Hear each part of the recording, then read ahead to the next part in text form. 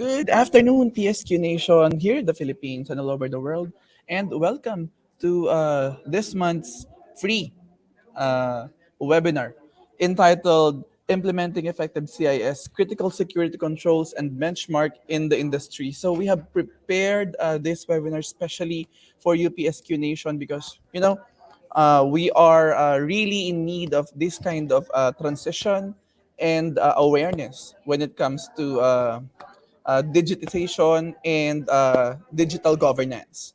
So let me introduce to you without further ado our speaker for this webinar. We are very fortunate because our speaker is an IT audit and analytics professional with more than 10 years of experience in IT audit, IT risk management, compliance, and internal audit. He has in-depth audit experience in banking, insurance, card payments, and business process outsourcing companies.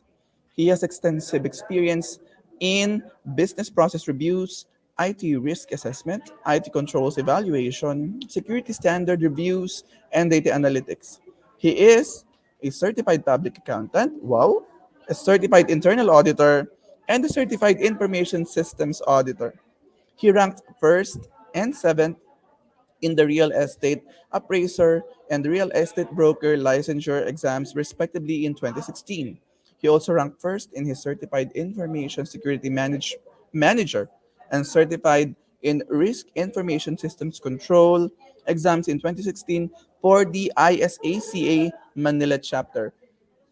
PSQ Nation, let us give a virtual round of applause and let us greet our speaker for this afternoon, the Internal Audit Manager for IT and Analytics of Mondanisan Corporation, Mr. Britt Sumagaysay. President Rodrigo Chavez signed the decree on a national cybersecurity emergency on his first day in office. President Chavez was inaugurated on May 8 and declared a state of emergency due to cyber attacks on his first day in office. The presidential decree declares a national emergency in the entire public sector. It is meant to provide the state with additional resources to combat the fallout from a Conti cyber attack the country suffered in April. Conti is one of the most prolific ransomware groups of the last year, which has encrypted networks of hospitals, businesses, government agencies, and more. Last month, the group attacked the government of Costa Rica, severely impacting the country's foreign trade by disrupting its customs and taxes platforms. The attackers stole over 670 gigabytes of data from government institutions and had been gradually leaking the information since mid-April. The Ministry of Finance was the first to suffer from the attack, sparking fears that hackers got a hold of taxpayer information. Costa Rica's treasury has been operating without digital service since April 18, which means that businesses and citizens have to fill in forms manually, severely overloading the public sector. According to a post on Conti's leak site shared by Emisoft's threat analyst Brett Callow, is leaking data stolen from the Costa Rican government because the country refused to succumb to threat actors' ransom demands. The statement reads that the purpose of this attack was to earn money. In the future, I will definitely carry out attacks of a more serious format with a larger team. Costa Rica is a demo version.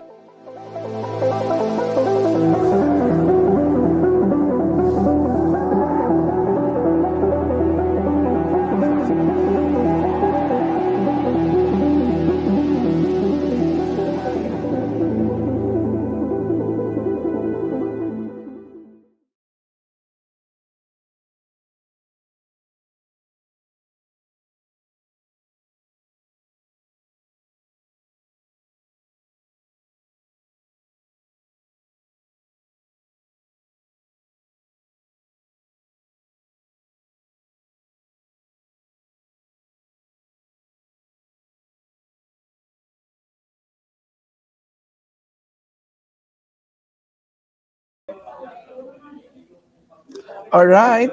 Good afternoon, PSQ Nation again, and I am giving you our esteemed speaker for this afternoon. Take it away, Bricks.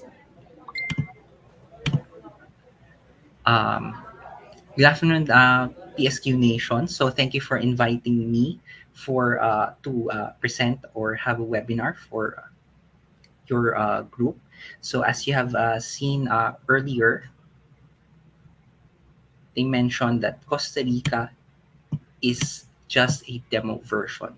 So from individual companies, hackers have now moved on to entire countries. So imagine having having your country being attacked by hackers. So that is just one of the many cybersecurity incidents in 2022.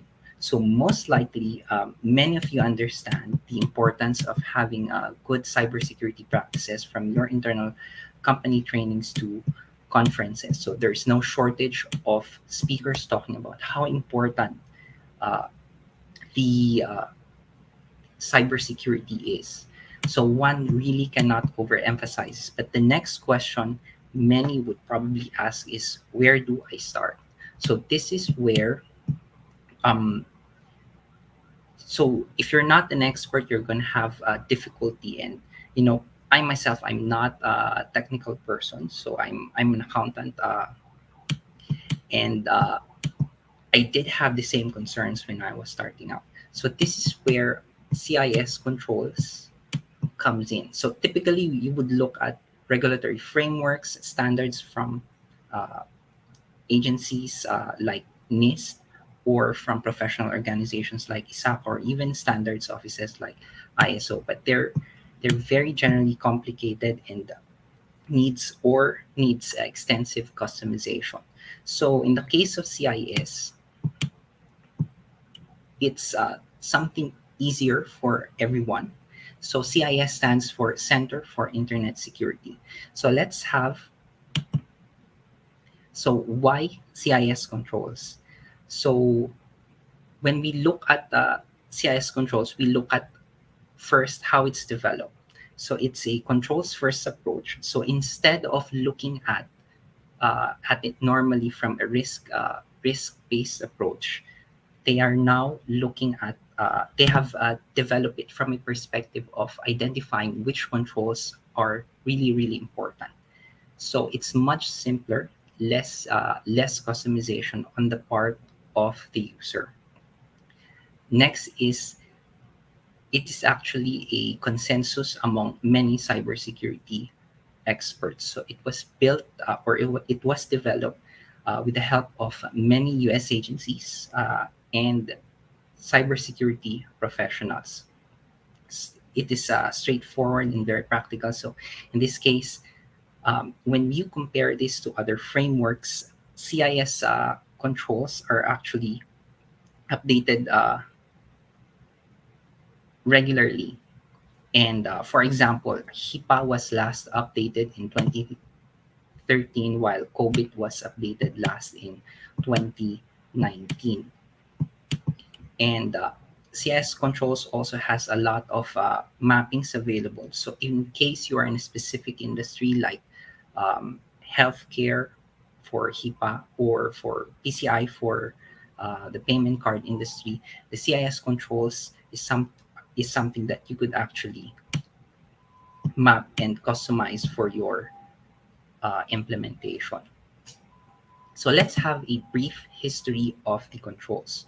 So it actually started in 2008, wherein the National Security Agency in the US, along with other defense organizations in the US, partnered with SANS to identify what these controls are. So in 2009, they were able to develop what was then called the Consensus Audit Guidelines, or the SANS Top 20 controls. Now, throughout the years, it has changed, first in terms of ownership. So from SANS, it was transferred to Council on Cybersecurity, and then it was transferred eventually to CIS, the current owner of the CIS controls. So initially, it was a set of 20 controls. Now, on its eighth version, they actually reduced it to just 18 controls. So let's have a look at what these 18 controls are.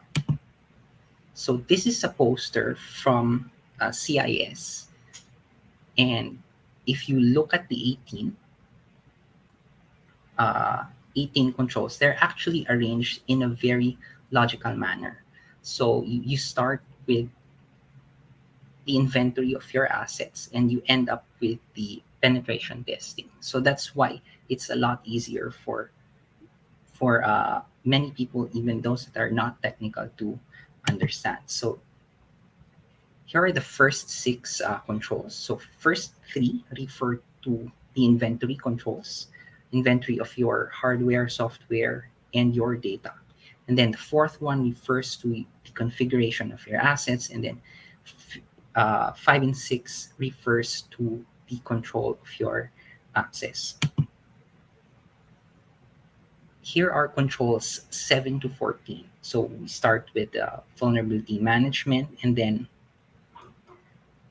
we end up with 14 on security awareness and skills. So 14 is very important for us. So it's important that we are aware of what security risks are, especially the emerging vulnerabilities.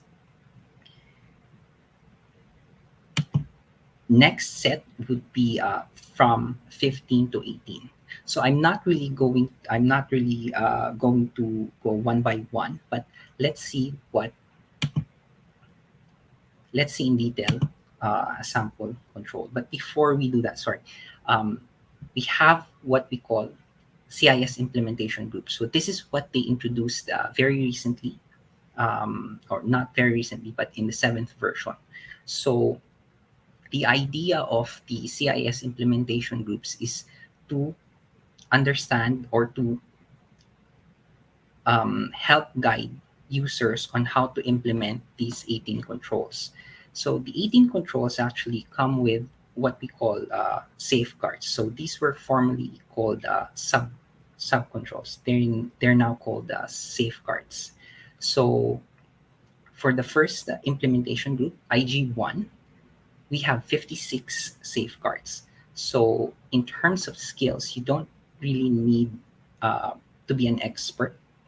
So these controls or safeguards are controls approach and can be implemented by non-experts.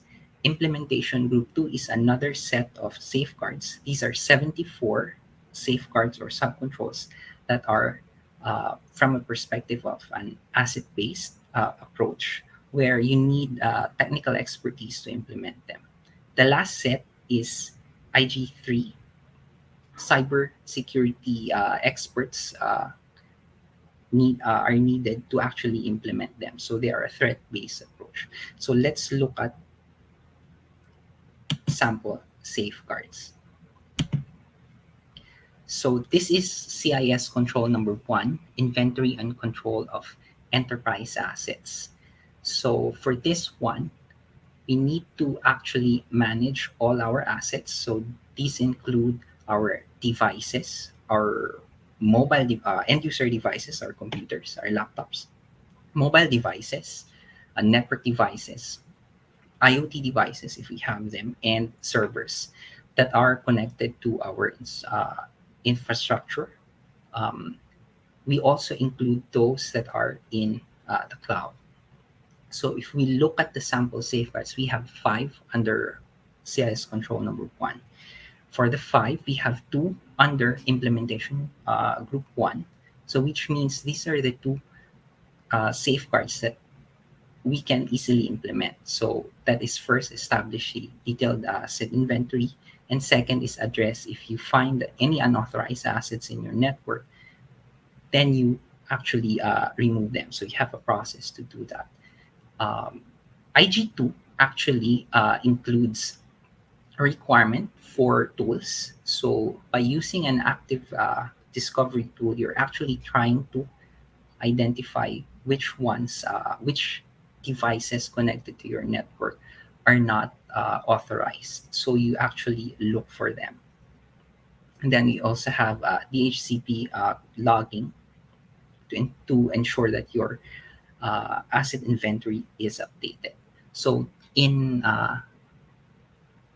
this control, we have an additional 2 safeguards under IG2, and then there's a fifth one. It's under IG3. So you're going to need a little bit of help from a cybersecurity expert to implement this, which is the implementation of a passive asset discovery tool. So the difference between active and passive is just that you let the tool actually discover it for itself, unlike the active one wherein you're um, manually triggering the uh, the tool. So this is how controls are actually defined, or safeguards are defined in CIS. So probably the next question you would ask is, how effective are these controls? So is it sufficient to actually implement just implementation group one? So let's see.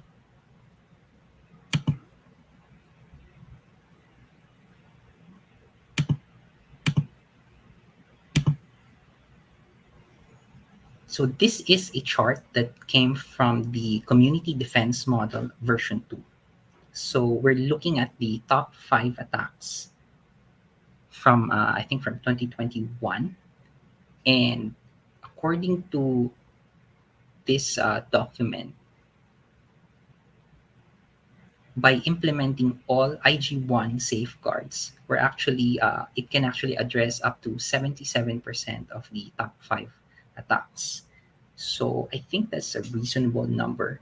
And then if you improve it to by implementing all CIS safeguards from IG1 to IG3, we increase it to 90%, which is I would say fairly effective. But of course, these are just only the top 5 attacks. There are many types of attacks, and uh, you, um, you need to really be an expert to look into how many of the controls address them. But since these are the ones that are really, really relevant, I think the numbers look really, really good.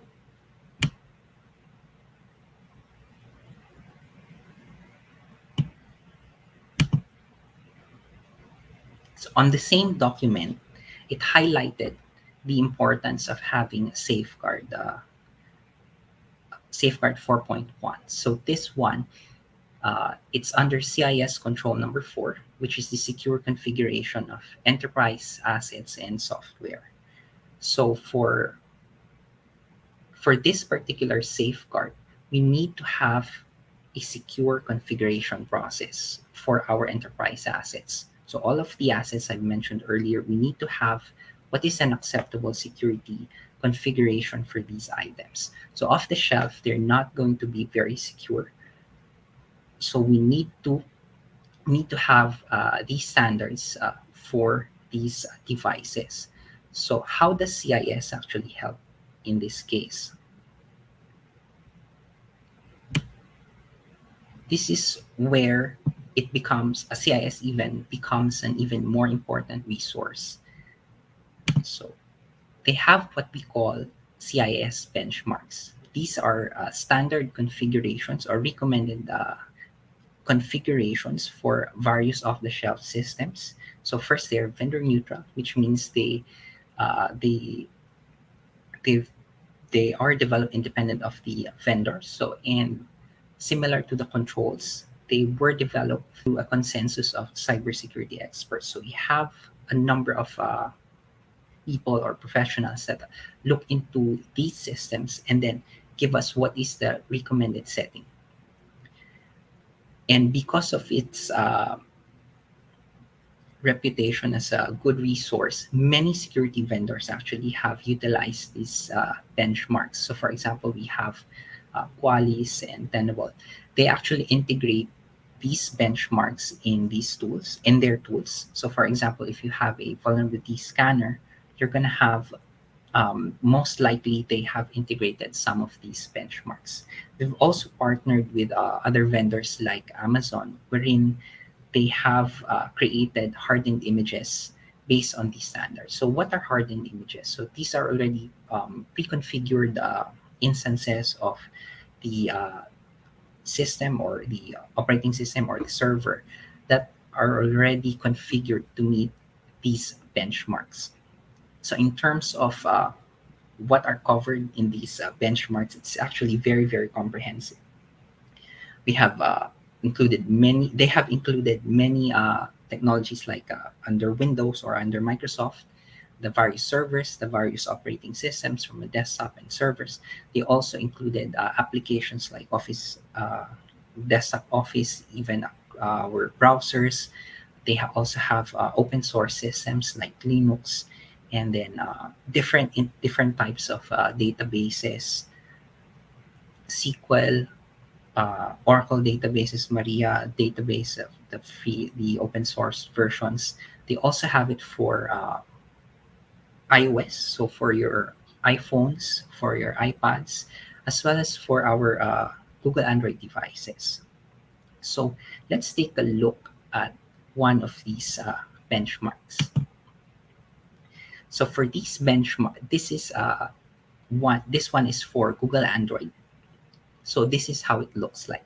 The document is actually over 100 pages long, and if we look at the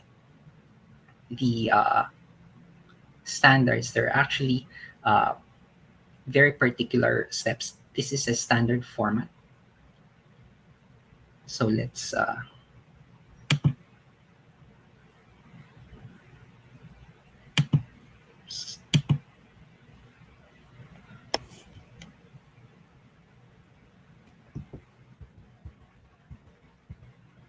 here.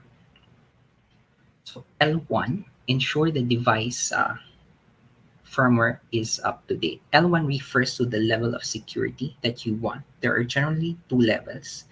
Level 1 is for the basic security configurations. Level 2 is a higher level of security, but there will be some trade-offs with usability. So if you have your phone right now, Google Android, and you're interested in checking, so this is how it's going. This is how you're going to check if your Android phone is actually up to date in terms of device firmware. So you just look at your just go to settings and look for the Android security patch level.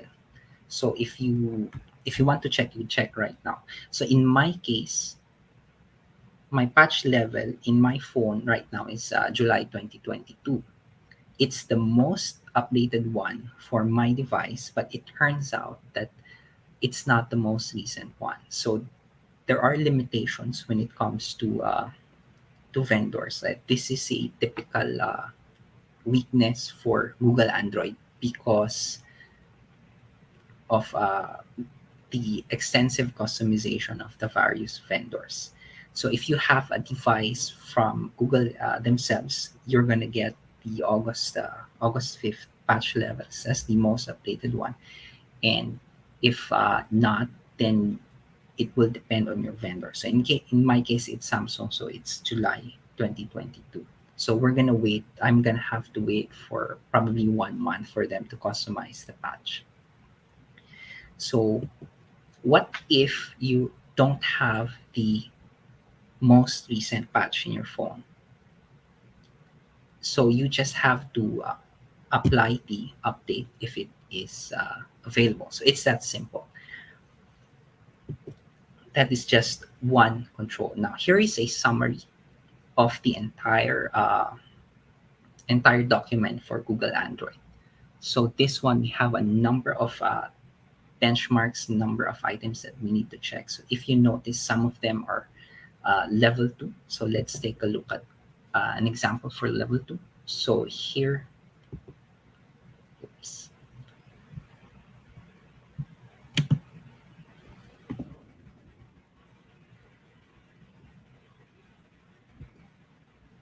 here. So for level 2, we have do not connect to untrusted Wi-Fi networks. So this is something that applies not just to Google Android, but most of our devices. So the reason why it's L2 is that it's a much more secure approach. However, you're going to lose some usability if you are not in a place, or if you're in a place without any secure Wi-Fi, then you cannot access the internet. So there are others like ensure show password set to be disabled. So this is level 2. So it's up to you really if you want to establish,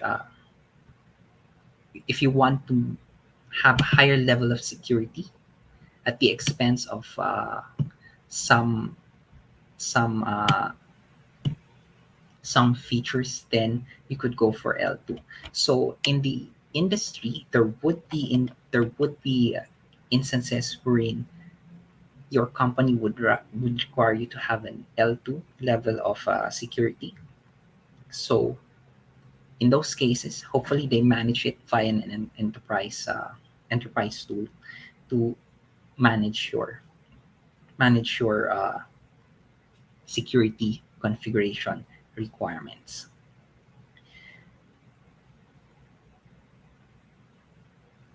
So in the next slide, we're going to look at what other tools are available from CIS. So CIS, they have CIS Controls Navigator.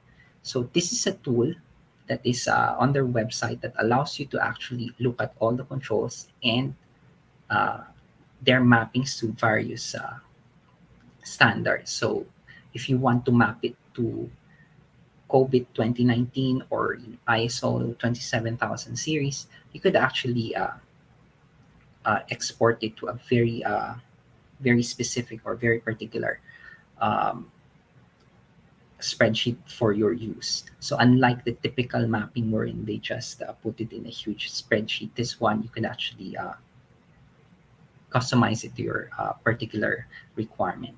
Now, recently, or not super recently, but in version 7, they released CIS risk assessment method guides and workbooks for the various implementation groups. So what are these? What is the risk assessment method? So one of the first descriptions I mentioned about the CIS controls is that they are controls approach based as opposed to risk based approach. It has been they have been the controls have been criticized a bit for that because the controls are not supposed to be a one size fits all. So even CIS, they actually you have that as a caveat of the rules. But to further to allow actually users to customize the controls, what part of the controls, what safeguards are they going to include based on the risk level that is acceptable to them. So these guides and workbooks are provided for the various implementation groups. So one particular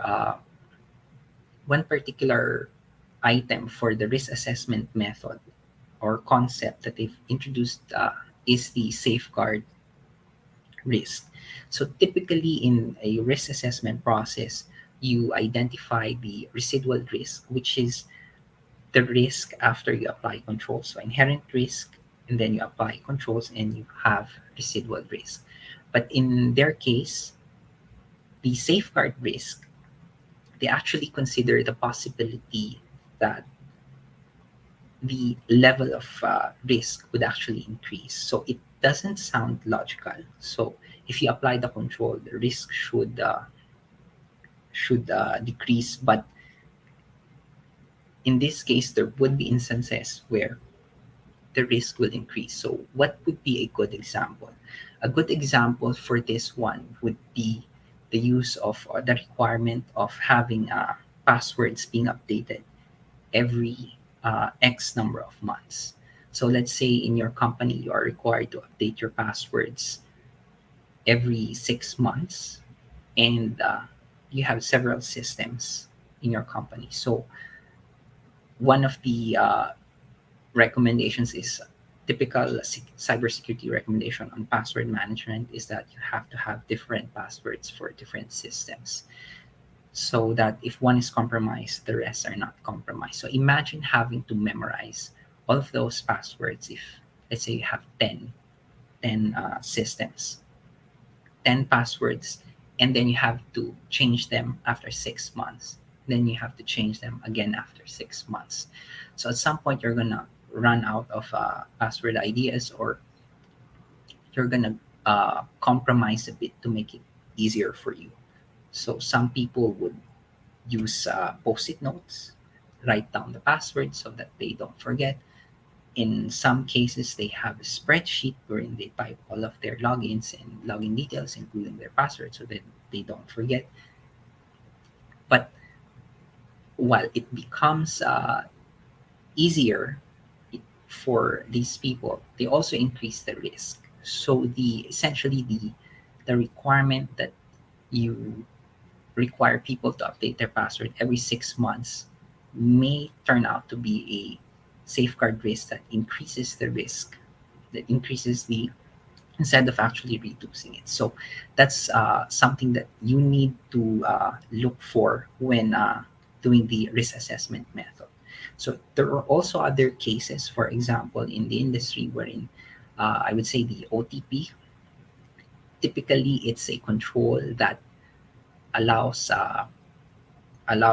companies to verify your identity without the involvement of another person. So that's why you always get messages from your banks that you're not supposed to provide your OTP to any other person. No one is going to ask for them.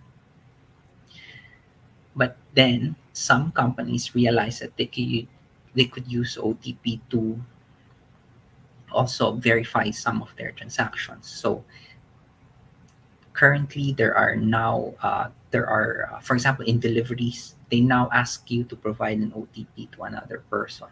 And then also for certain customer service centers, when you call them, they're going to ask you to provide an OTP. So it runs counter to the logic that the OTP should not be provided to another person. So in that case, the safeguard risk is not for your organization, but for another industry, because or another organization, because instead of teaching the people not to provide OTP to another person, people are now required to provide them in certain cases. So in effect, it weakens the concept of OTP in general. Another tool that they provide is called SysCat. So SysCat is the automated tool that actually allows you to perform an assessment of systems against the benchmarks automatically. So instead of going one by one, you could actually have a system or a tool run it for you and just give you a report which ones are not compliant, which safeguards or which particular configuration is non-compliant for you. So they have a light version, which I think has around 3 configurations preloaded. So that's the catch there if it's light. Now, if you want to be able to use all of the benchmarks or most of the benchmarks available, you're going to have to be a member. So, but uh, well, it's something that the SysCat Pro feature is something that has been also integrated with other tools in the security industry. So if you already have a vulnerability scanner, most likely you also have this feature, and it also leverages the benchmarks from CIS. Another important free resource from CIS in relation to the standards would be the CIS communities. So they have a workbench group wherein people actually collaborate on different standards and improvement of existing ones and development of new ones.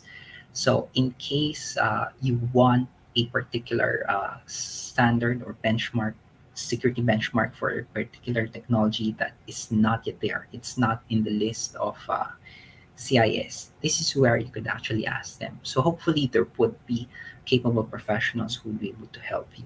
So I think this, in terms of security standards, I think the operations technology is a bit lagging in terms of the security standards, at least in what's available in CIS. So we have a lot of systems, we have a lot of standards for IT, but for the OT side, it's very limited. So I think it's where where many people from the industry could actually use help with. And so this is where you ask it, the CIS communities, particularly the workbench. And in terms of webinars, so they also provide a lot of webinars. So they go actually more in depth. So currently, I'm just giving you an overview of how you could leverage it. Um, but the free webinars would actually show you, make demonstrations for you, and these are essentially free. So the challenge really is the time. So because they're US based, so you have to set your meetings, or you have to attend their webinars at night. So now, are there any criticisms against the CIS controls? There are a number of criticisms against CIS controls. First, it's not risk based, and controls are not actionable. So for the first one, they did acknowledge, at least I think, effectively acknowledged it a bit by releasing the risk assessment method. But the idea, the concept when it was released was that these are all the controls you need to implement to have a basic level of cybersecurity. So there is a bit of ambiguity in the messaging. Another is that the controls are not actionable. So if you go back to the poster, they're not exactly what you would term as controls. They are generally what others would consider impact areas or process or sub-process area. So the answer to this one was that their creation of the sub-controls, very specific safeguards. Another criticism would be the lack of transparency on how consensus is arrived.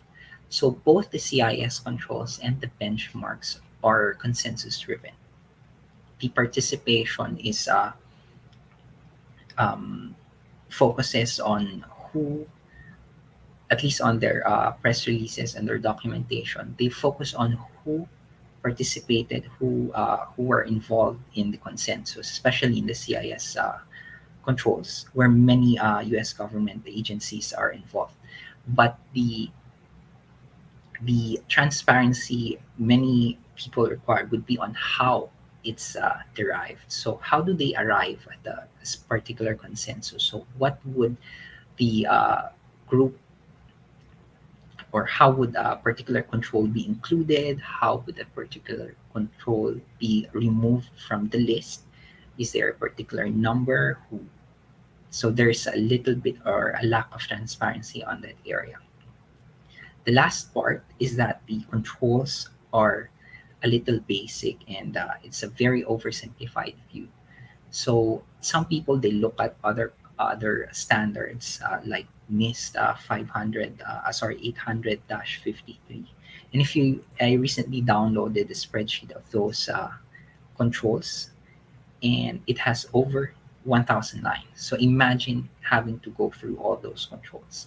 So this one is a lot more manageable, and it is indeed basic. So if you're already a very mature organization, you could actually leverage other more specific or better, more complicated frameworks. So, but many organizations cannot even, despite being basic controls, the 18 controls being baseline, not many organizations could actually implement them completely. So overall, would I recommend CIS despite its limitations? Yes, it's a very, very good starting point for many organizations, even for your personal use. When you look at if you have a smart home powered house, it's also a good guide. The first six, you could do those manually, and there are many also. There are many um, professionals who actually provide support to the CIS. So, in particular, the tools that you need, especially for IG2 and IG3, where you need to have help uh, implementing them. So thank you very much for providing me this opportunity to give you an overview of the CIS controls and benchmarks. I hope you learned something. Any questions? All right. Thank you so much, Britt, for that really insightful and really fruitful discussion on those benchmarks and the implementation of the Center for Internet Security. All right, PSQ Nation, questions are now being encouraged. Okay, may type in your chat box to your to the platforms that you are using, so that our resource speaker could answer it. All right, PSQ Nation, we are now ready for your questions.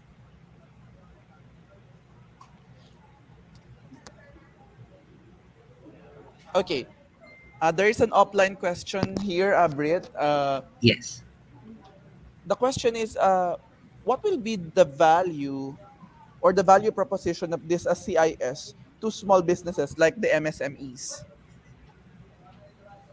or Okay. the micro, small, and So medium enterprises? for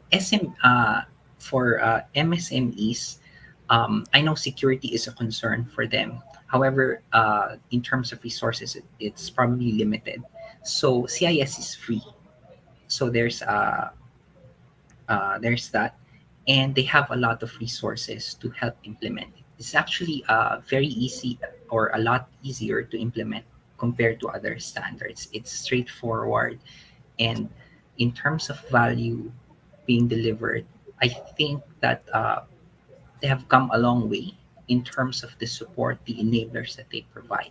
So if you're an MSME that you want, and you want to implement a cybersecurity program that is appropriate to the size of the business, you could actually use their tools. They have a number of tools that would help you achieve that. So for the one I mentioned earlier, risk assessment method, it's actually already a very automated spreadsheet that would actually help you realize the what you require in your organization as an appropriate security control. Okay, thank you for that. Is there any more question? Okay, there is an offline question again. What are the Okay. challenges in implementing CIS? So the challenges in implementing CIS would be, um, first would be where you get the tools. So some of the CIS controls, especially the ones that are in IG2, implementation group 2 and implementation group 3, require tools for you to properly implement them. So the challenge is looking for uh, these tools. So most of them, they are paid, but if you are able to actually get resources that would allow you, that are free or open source, then I think it solves a lot of the challenge. And then there's the automation part. So for example, the benchmarks, they're very manual. There are a lot of steps that you need to do. So there's a challenge in that. And if you want to automate it, there would be tools available to you, but it it comes with a subscription or a price for service from professionals. Okay, thank you for that. Please take note of those challenges, PSQ Nation, because you might want to implement CIS in the near future. Another question is the security maturity model part of this CIS, where we can measure where we are in terms of security controls implementation? Okay, so one of the mappings of the CIS is actually with the capability maturity model. So yes, you're able to assess where you are in terms of maturity by using the the mappings. Even the IG1, in a way, the IG, the implementation groups, in a way, actually tell you where you are in terms of maturity. So IG1 would be uh, the basic level, the foundational level, and IG2 and IG3 would be at a higher maturity levels. All right. Okay. On a more broader sense, there's another question. Uh, Based on experience daw, ano, Sir Britt, from Yes. our offline question, uh, where are we right now? Where is the Philippines right now in terms of CIS implementation? And do you think this will be the future?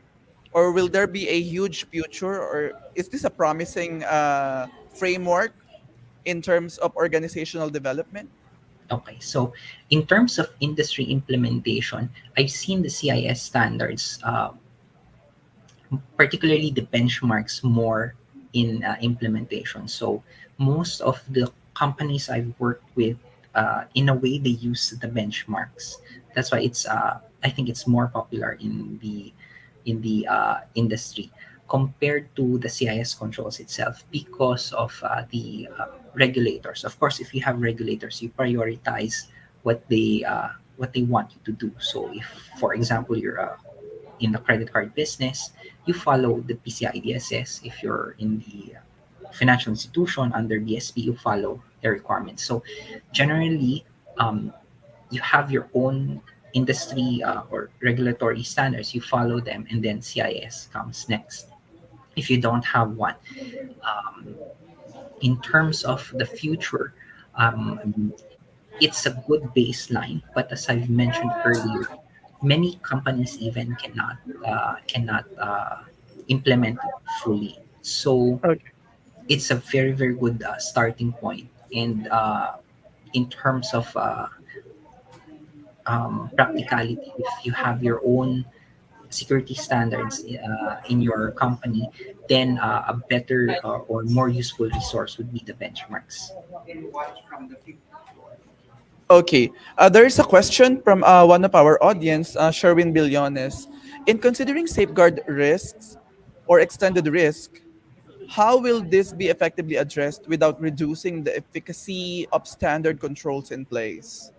Okay, so for safeguard risks, you have to really assess what controls you need to put in place. Some of them may have this negative effect on the efficacy of your existing controls. So it's good to monitor them. It's good to actually consider human behavior because sometimes that is not considered. So we all assume that people would think logically. So that's why we put this in controls. But there are ways wherein people try to override those rules or have workarounds against them. So um, in the case in my example earlier, so I would say that a better approach would be to have password managers for people so that they won't be tempted to uh, use spreadsheets or manually write down their passwords. All right. I hope Sherwin, our speaker, was able to answer your question. So for the last question, medyo madami na Sir Britt. For the last question, what do companies usually miss when they implement CIS? Um, there are areas, at least in my experience, the challenging part would be the very first one. So inventory of your devices in your software, especially recently with the rise of cloud-based applications. For example, MS Teams. If you look at it, it's only one application. However, inside MS Teams, there's a sort of marketplace that you actually um, allow to access your data in MS Teams. So within MS Teams, you have a number of applications.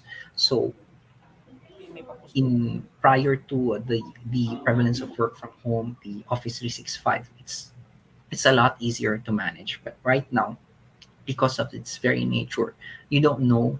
It's very difficult to identify which ones uh, are your assets.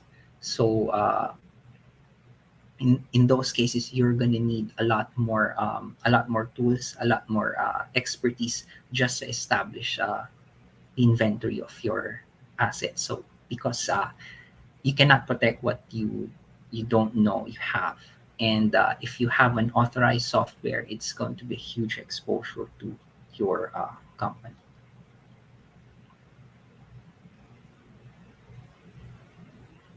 All right, I think that's the last question for this afternoon. No, we don't want naman to exhaust our speaker. Thank you so much, Britt, for those insightful and really fruitful discussion. I do hope our PSQ Nation will soon implement CIS on their own organization. Thank you so much, Britt. Right? Thank you. Okay, so PSQ Nation, if you would like to, of course, receive your certificate of participation, of course, kindly scan the QR code displayed on your screen and answer the survey from PSQ. Again, okay. Now let me read, of course, our certificate of appreciation. The Philippine Society for Quality awards this certificate of appreciation to Brit Sumagaysay for imparting valuable insights and inspiration to the participants during the PSQ's August 2022 national webinar with the topic Implementing Effective Center for Internet Security Critical Security Controls and Benchmarks in the Industry held on August 19, 2022, signed by the President of Philippine Society for Quality, Dr. Ray Primista. Again, thank you so much, Brit, for spending your afternoon with us. PSQ Nation is very much thankful to you. We hope to have you in the next or future webinars pa. Thank you. Thank you to PSQ Nation also for this opportunity. All right. You may want to shout out or say hi, Brit, to our friends. Hi to the Mondenisin team, in CIA team. I hope you're you're there watching.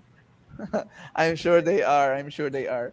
All right. Thank you so much again, Brit, and see you soon.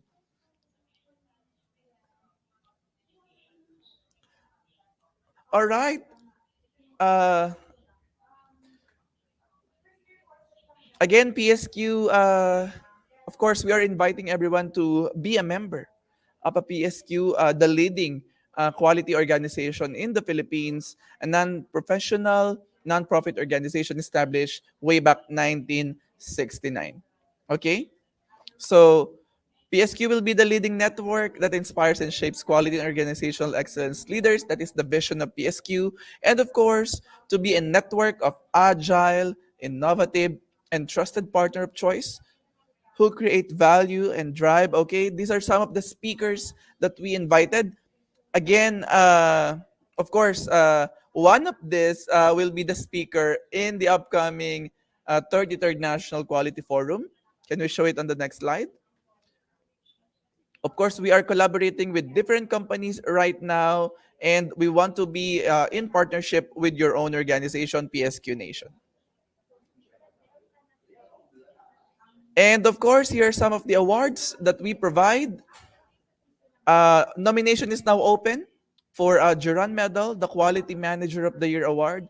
Just send an email or approach or search for the contact details of PSQ on Facebook, LinkedIn, Instagram. And of course, as you all know, PSQ is the arm of DTI in providing the Philippine Quality Award. We are also inviting you to be part of the latest divisions of PSQ, the technical hubs. There are 5 divisions right now. Can you show it on the slide, please? The Lean Six Sigma Hub, the Quality Management Hub, the Kaizen Hub, the Innovation and Digital Thinking Hub, and of course, the Educators Network. Okay, next slide, please. And of course, we're inviting you to join and register the 33rd National Quality Forum, the largest gathering of quality advocates, professionals, and implementers in the industry on October 20 and 21, 2022. And of course, this is the email of PSQ. You may send an email for the inquiries that you need, any questions that you need, just email secretariat@psq.org.ph. Again, this has been your host, Dr. Naro Navarro, coming here from National University Laguna. Until the next PSQ webinar. See you soon, PSQ Nation. Thank you so much.